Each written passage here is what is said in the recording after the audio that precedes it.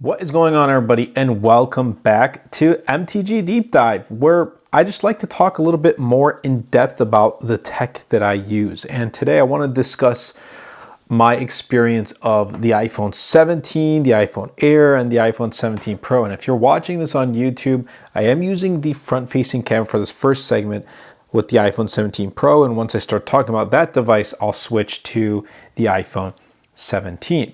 Now, here's the thing. I first initially picked up the iPhone 17 Pro first, and then the iPhone 17 in October and the iPhone Air in November. And at the time of this recording, we're approaching pretty much January 1st of 2026, or at the end of December. But I've got to use all three of these devices for quite some time. And I gotta tell you, I loved every single experience, and each device was different and unique. And in the end, I'm going to settle down with one of them long term.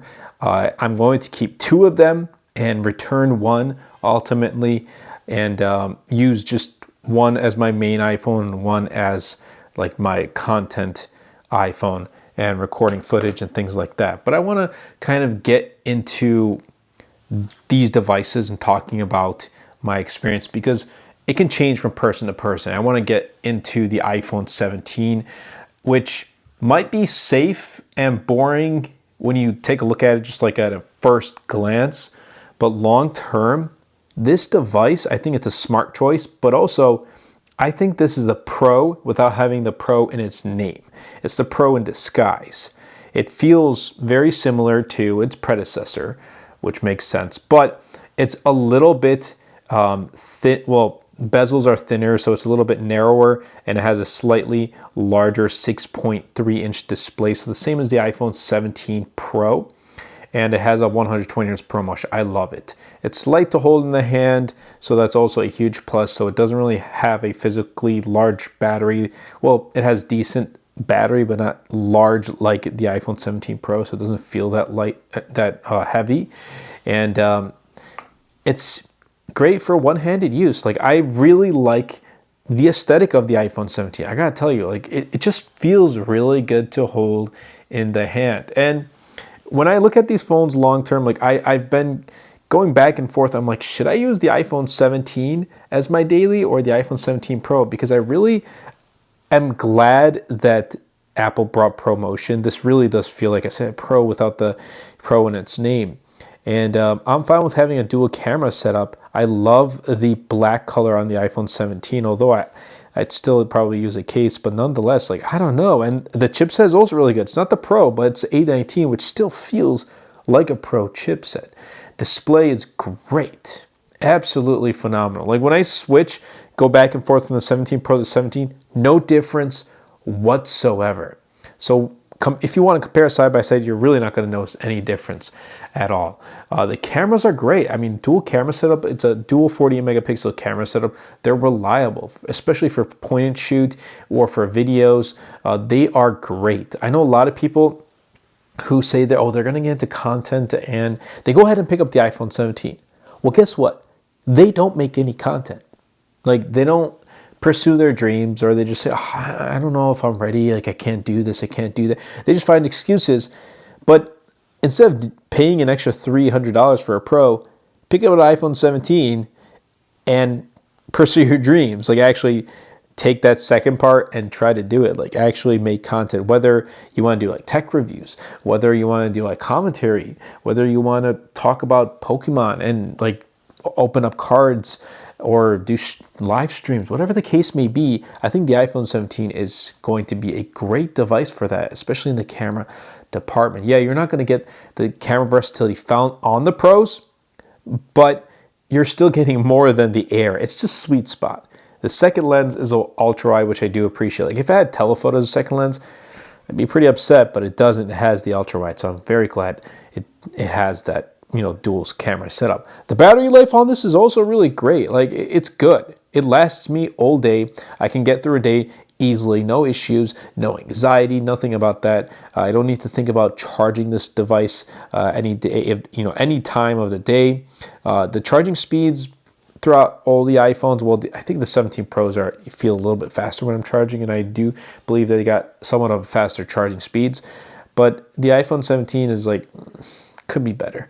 Then again, a lot of smartphones here in the US definitely could be better. Like Samsung talks about 25 watts as super fast charging. No, it's not. It's not fast charging. If you want super fast charging, you go for 60, 80 watts. That is super fast charging here in the US at least. Then again, when you look at, devices in China, they got 100, 120 watts of fast charging. Like those are the actual fast charging, and they charge phones in like 15, 20 minutes. I think that's how it should be, but nonetheless, we kind of have to deal with what we got here, but nonetheless, the battery life is really, really good. I think this iPhone 17 is the easiest iPhone to recommend this year. I think this is the iPhone for most people. In fact, if you're eyeing for a Pro, think again, because one, you're probably not going to use those extra Pro features and pay like the extra $200-300, but you're also really going to love the experience on the iPhone 17. Like, oh, well, I need the Pro because, it's a Pro and it's more expensive. Like, who cares? Like, iPhone 17 is more than capable. It will tackle every single thing you throw at it if you had gotten the 17 Pro. Like, both will do the same exact thing. No issues whatsoever. Nothing. Whether it's playing games, watching lots of YouTube videos, recording footage, whatever the case may be, both of them are going to perform really great. Yeah, the 17 Pro does have a vapor cooling chamber, so it's not going to get as warm. It has the A19 Pro chipset, but it's a couple extra cores and like whatever, CPU, GPU is just a little bit more powerful, but that's not going to change your daily use of the phone. If you want stability, iPhone 17. If you want a Pro in disguise, essentially, the iPhone 17 is probably going to be that device for you, honestly. Like, I think this is the most improved device that I have used, at least in 2025. With other, I have my best well-rounded devices and things like that, but most improved for 2025 is the iPhone 17. Why? I use the iPhone 16, and I only use that strictly for, yes, I use it on a daily during my review processes, but other than that, I switched back to 16 Pro because the main thing holding me back was that 120 Hz ProMotion. Apple finally brought a ProMotion, a Pro feature to a non-Pro phone. So it begs the question, is 120 Hz really a Pro feature? I don't really think it is, because now every single iPhone, excluding the the 16e, has a ProMotion display. And I think in the next couple of years, the E lineup will either kind of just drop completely, or it'll have a ProMotion. I think it's more likely to have a ProMotion display rather than for Apple to drop the lineup completely. But gotta tell you, iPhone 17 is definitely an easy phone to recommend. But let's kind of put that aside because, we got to talk about iPhone Air. This is the phone that I got in November, so I haven't had this the longest. I've had the 17 Pro the longest, then the iPhone 17, and now the Air. And I'm wrapping up my review, my long-term review, and using the phone as my daily. And I love this phone. I really love this. It feels different. Like the second you pull it out of the box, you unbox it, it just feels different immediately. It's thin. It's light. You notice it every time you pick it up. Like, you notice how light it is. When you throw it in your pocket, sometimes you feel like, did I forget my iPhone? Did I forget my phone at home? That's sometimes what happens. So you're going to really like how thin this phone truly is. I think it's one of the most comfortable iPhones that Apple has made in years. Like, this phone is not trying to replace the Plus lineup. This phone is a brand new lineup from Apple. It's not called the 17 Air. It's called the iPhone Air. There's no number attached to its name. It's great for one-handed use. I mean, for most tasks, sometimes you do have to use two hands, but this instantly separates itself from the rest of the iPhone lineup, from the iPhone 17 and the Pros. It's kind of in between. I wouldn't really say in between because of this compromise it makes, but it is kind of in between at the same time. Because display, Apple makes no compromises here with display. I said display.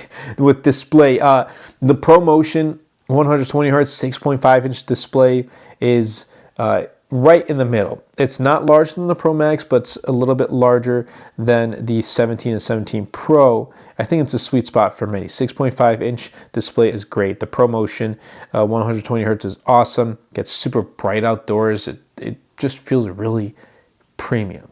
I really do like it.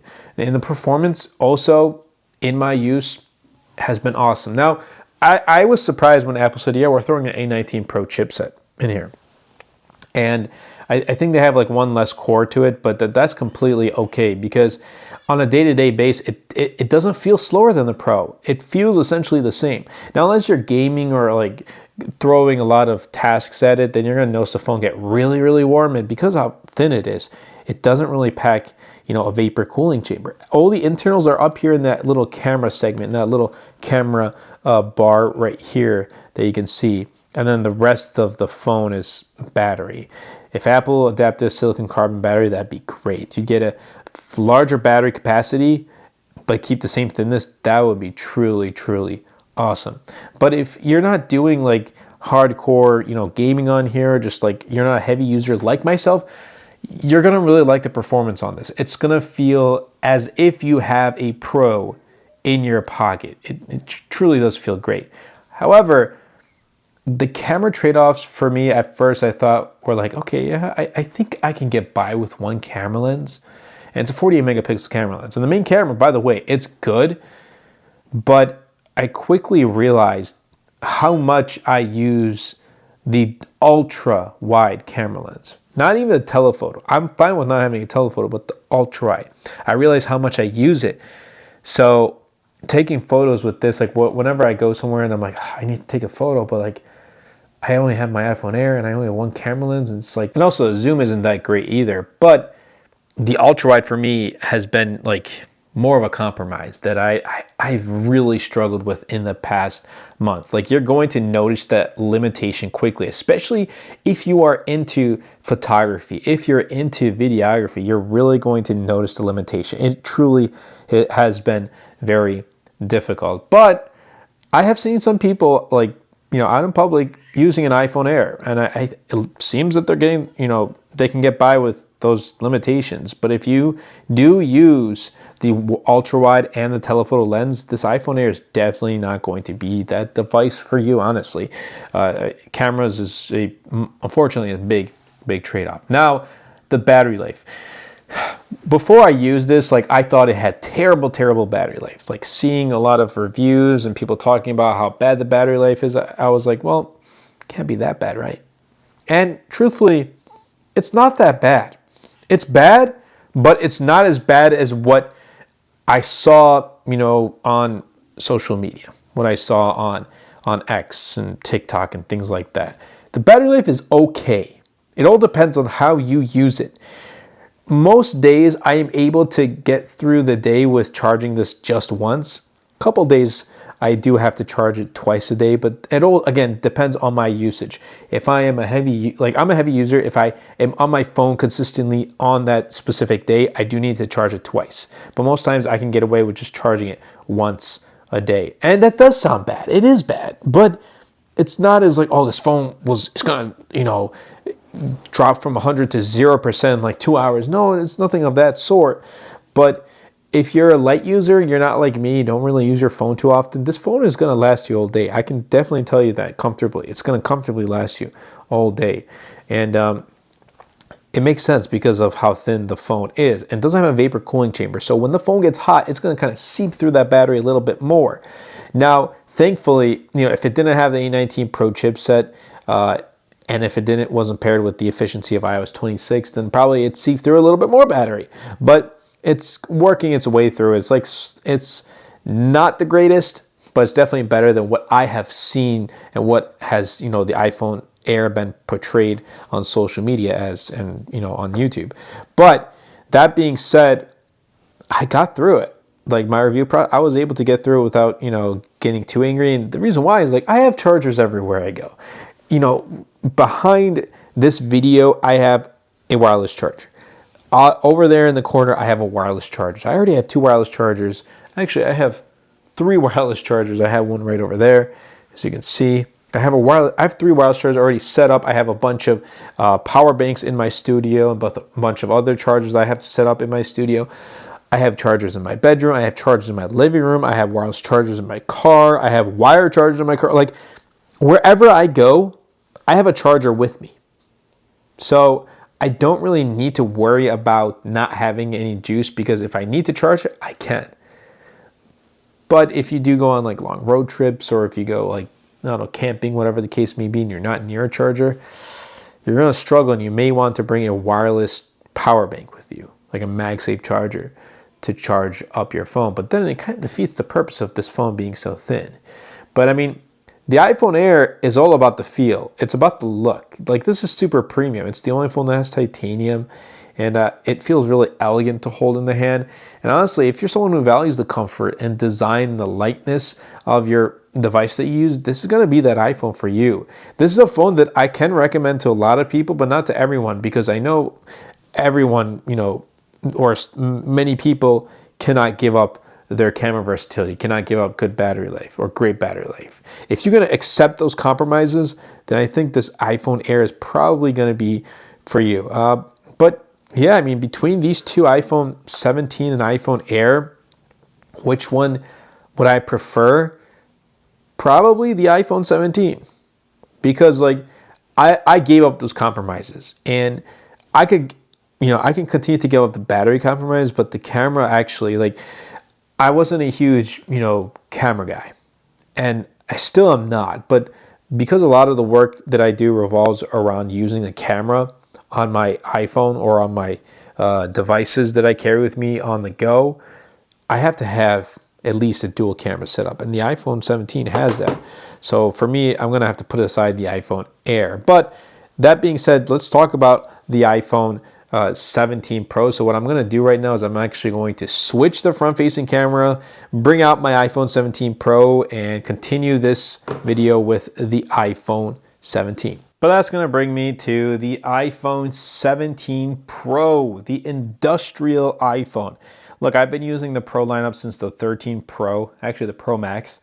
And once the 16 Pro came out, I was like, you know what? There's really no difference between the Pro and Pro Max other than the battery life and the display. I want a Pro that's much smaller. And I did. And I switched to 16 Pro. And with the 17 Pro, I said, you know what? I'm going to continue to use a smaller Pro. And I got that here with the iPhone 17 Pro. So here's the thing. This is industrial. Like, it does really feel dense. It feels much heavier than its predecessor. Like, you do notice that. It feels heavy. It feels like you're using a serious phone, like a piece of equipment here. While it still kind of has a premium feel, I feel like they've taken the elegance and brought that to the iPhone Air, while this just feels a little bit more industrial. That's the word that I like to use. And while a lot of people don't like how they switched from titanium to having an aluminum unibody, I'm fine with it. And I like this deep blue. Although, Apple, why didn't you release a space black iPhone 17 Pro? Like, that would have been aesthetically pleasing. But we got a 17 Pro here in deep blue, so hey, I'll make do with what we got here. Anyway, display, again, it's the same as the iPhone 17. Quality-wise, it's great. I mean, obviously, it's got the ProMotion. It's got 3,000 nits of peak brightness. So whether you're outdoors or indoors, you're going to really enjoy using this phone. Everything about this display, it's just great. Watching content, using it for, gaming and things like that, social media. It's going to be a really great display. And that's what you expect from iPhones. They got really great display quality. So in that aspect, it's great. The camera cutout right here, it's fine. I mean, I like this dual tone finish of this deep blue with this glass piece having a different shade of blue. I like it. It gives a little bit of a different design feel to it. Will Apple be keeping this for the iPhone 18 Pro? For the most part, I think so. I don't think they'll go like a huge change in design. Maybe like with the display, like with Face ID being under the display and like the dynamic island and things like that. But that's for a whole different like deep dive. But overall, I like this. I like this design of the 17 Pro. The performance on this has just been great. Like, No problems with the A19 Pro chipset for gaming, editing like videos and photos on here, multitasking, having a bunch of apps open in the background. This is leaps better than my experience with the 16 Pro. The 16 Pro, when it first came out, it was all right. But as it started to get more updates, it just got worse. The battery life was horrendous. iOS 18 was horrendous. Like, it was terrible. This fixes everything. No issues, at least on my end, with iOS 26 as of right now. Some have had problems and glitches. Not me, which I'm hopefully continues that way. But this has been a huge step forward for me in the right direction in my use. It's been awesome. I can rely on the performance on this. I can rely on the speed on this. It's just a reliable phone in terms of performance. The camera system, it's great. It truly is.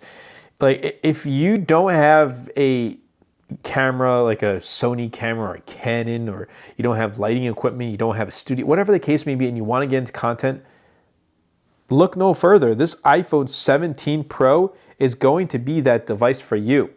And if you have a 17 Pro and you're still looking for excuses for like, oh, I need this, I need that, I can't do this, then I have nothing else to tell you, because you have a perfect camera system to start making content, but you also have a great phone to edit those photos, to edit those videos.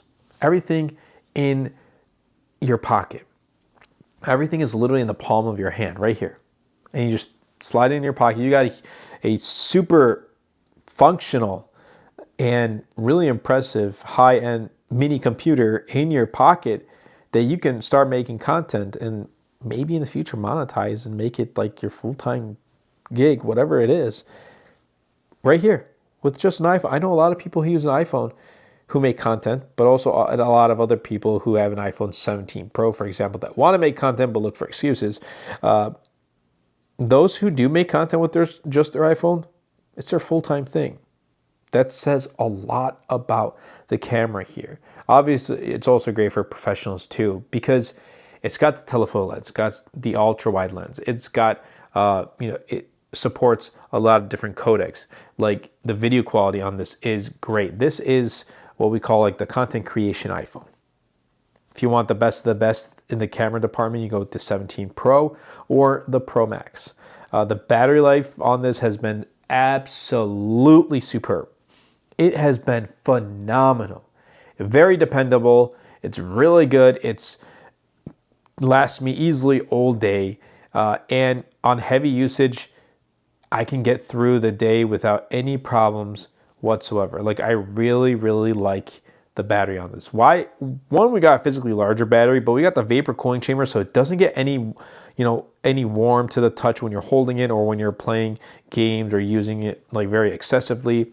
And pair with the A19 Pro chip as well as the optimization with iOS 26, the battery life on this has been genuinely really, really good.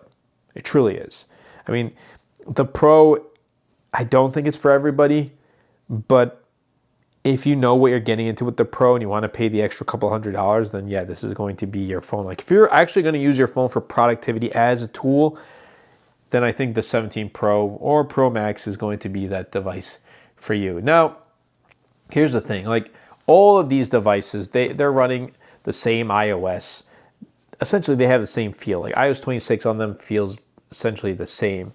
The battery on them are different, with iPhone Air being the worst, then iPhone 17 being good, and iPhone 17 Pro being the best of the three. The camera reality here is, again, you want the best of the best, you go with the iPhone 17 Pro. If you want good cameras that are reliable, that can get you started in content, especially like I like talking about content because it's just something that my work revolves around. Then I would go with iPhone 17, and then if you just kind of don't really care about having camera versatility, you go with the iPhone Air. That's essentially what it is. But I kind of want to, people ask me like, which iPhone should I buy? Well, here's the thing. First, you got to know your priorities. If battery is a priority for you, camera is a priority for you, you see this iPhone Air, just like throw it out. Like, that's not an option for you. If you want a peace of mind, or if you just want a reliable iPhone that does great but doesn't go beyond great, you go with the regular iPhone 17. If you want something that's based on design, like a beautiful, elegant design and comfort, you go with the iPhone Air.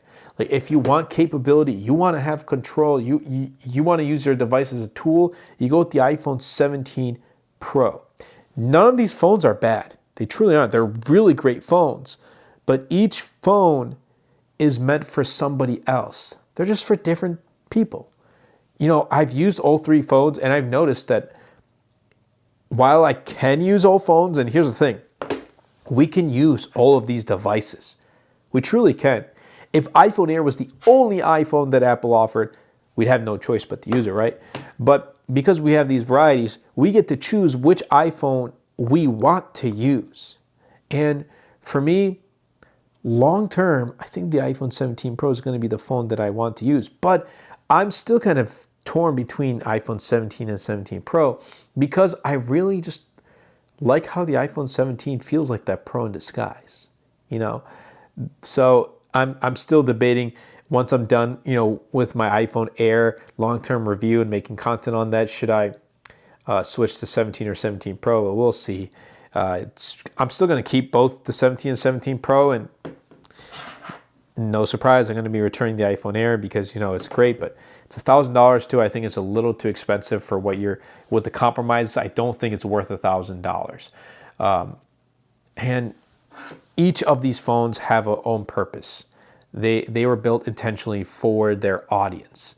And I like the lineup that came out this year. Next year, we're looking at a completely different lineup. In the fall of 2026, iPhone 18 Pro, 18 Pro Max, and the upcoming iPhone Fold. Then spring of 2027, we're going to be getting the iPhone 18 and 18e, and maybe the iPhone Air 2, because apparently right now iPhone Air isn't selling too well, and Apple's kind of gone back to the drawing board. We may get a dual camera setup with a slightly larger battery. Like, we don't know exactly what's going on with the iPhone Air lineup as of yet, but stay tuned on my main channel, MTG Productions, but also here on MTG Deep Dive, where I want to continue to just go a little bit more in depth and be just more original with the content and my insight that I share here with you guys. While I do have like bullet points, I still want to go a little bit off script and share what's going on, like my thoughts about these devices. So yeah, I'm going to be returning this iPhone Air. Just going to put that aside for now. iPhone 17 Pro is, you know, probably going to be the phone that I switch to between the two. We'll see. But let me know. I mean, I want to know what you guys think. Which phone you use, which phone are you planning on using, picking up, whatever the case may be. And yeah, I like the lineup this year. It's a really good lineup. I think Apple, it's great to see that Apple is slowly starting to listen more and more to their consumers, to their customers.